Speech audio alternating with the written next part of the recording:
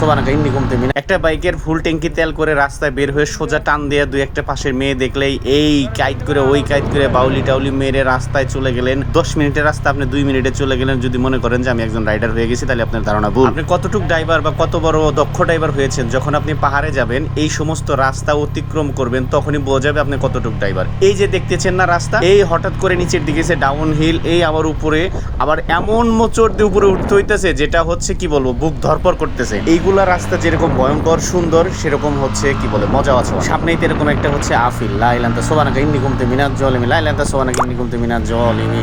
এই যে একটা হচ্ছে আফিল, এত সুন্দর মোচড় দেওয়া, ভয় করে তারপরেও কি সুন্দর, ভালো লাগে। এই সমস্ত রাস্তাগুলো শুধু একমাত্র পাহাড়ে পাবে। পাহাড়ে অনেক দক্ষ ব্যক্তি এসেও এখানে অদক্ষ হয়ে গেছে। পাহাড়ের রাস্তায় আপনাকে বুক ভরা সাহস থাকতে হবে।